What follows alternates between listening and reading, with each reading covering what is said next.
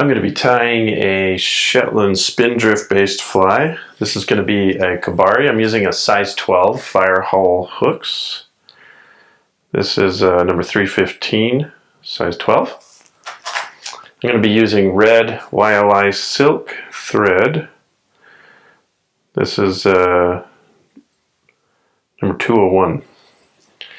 This is one of my most productive flies, one I really like to use. Nice big fly, very visible on the water.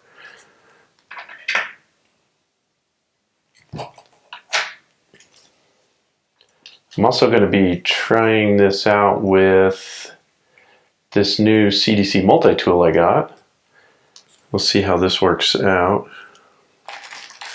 This is the tool, the SwissCDC clamp. That's what that looks like. And so it's got a nice little, very strong little clamp. Does a good job. And so it means you can actually do something with all those giant feathers you have. It's a little harder to make the hackle come out really clean. It is, I've noticed. For me it is anyway. Maybe I just need to get better at it. But I have struggled with it a bit. So we'll see how this goes. Okay, so I'm going to go down to about there, almost the bend in the hook. Bring the thread back up, and I'm just going to give it a quick whip finish. That way we don't come undone. I'm going to capture the thread over here. Just going to bring this in just a little bit. Look at that, you can see in the video. Sweet. Okay, and then we're going to twist this up around here.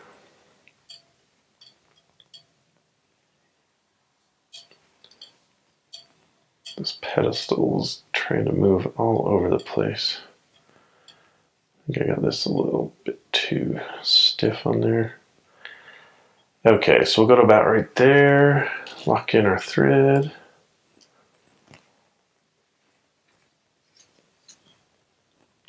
Give that just a couple of turns in front, or behind it, give it a couple in front of it. Snip that off there. All right, and we've got the body done. Now we can try and get these feathers done. So I'm going to be using one of these guys. So you can see it's got all this extra gunk down here. I'm going to try and get down to about the nicer fibers. So if I use this one actually without the CDC tool, see, it would be a little long. Like you can see those fibers, they're huge. And so I don't really want that long of fibers on the fly. So I'm just going to try and tease these up like this. And I'm going to grab them at the end of the clamp here. Probably go about that long. I think should be pretty good. Okay, and then I'm going to cut these right here.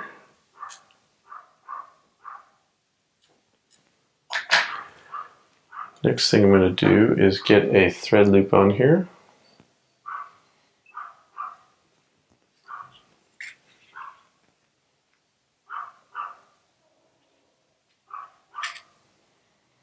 Like that. Then we're going to add a little wax onto this. Well, that's way too much wax. Let's get some of that off there. Okay, and then we're going to take our feathers, and this is the part that's really tricky. So we want to unwind this a little bit so it's looser. We're going to try and capture these fibers right in these two threads there. That's not too bad. Some of these are kind of a little further up, so I'm just going to try and carefully push those up there. We're just going to twist that up, make a nice little loop. So now we're ready to wrap it. So we're going to want these fibers to all go as much forward as we can. I kind of got those a little bit too close. I think they're going to, may have a few fall out. That's okay. Hopefully once we get done wrapping it here, it'll capture them all. Okay, so we're going to try and get as many of these fibers ahead of the back of this thing as we can. Capture them in.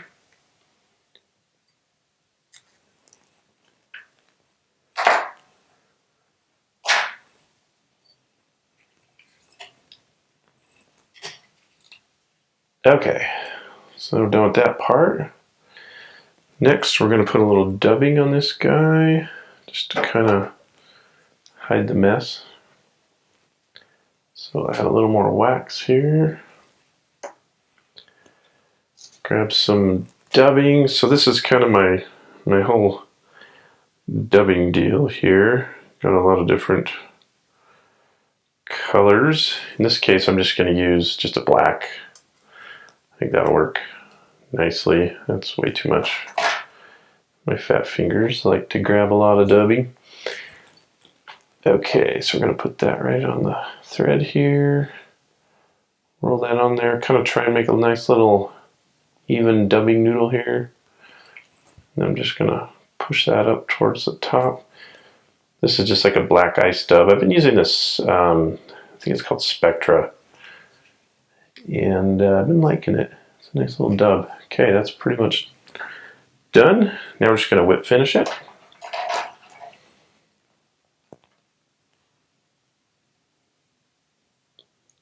So we're going to do just 3 or 4 turns right ahead of that dubbing loop. Tighten that up and snip off the excess. And that's it. And you know, you get a much shorter length on that hackle. You can kind of dial it into where you want it a little better. Does seem to be a little messier looking, but it's not bad. Looks pretty good, I think. This is, so if you look at the original feather, which I now seem to have lost. Okay, there it is. That's kind of the length you would have been looking at. So it's definitely much shorter. So I think that works out a lot better. So that's it. Thanks for watching.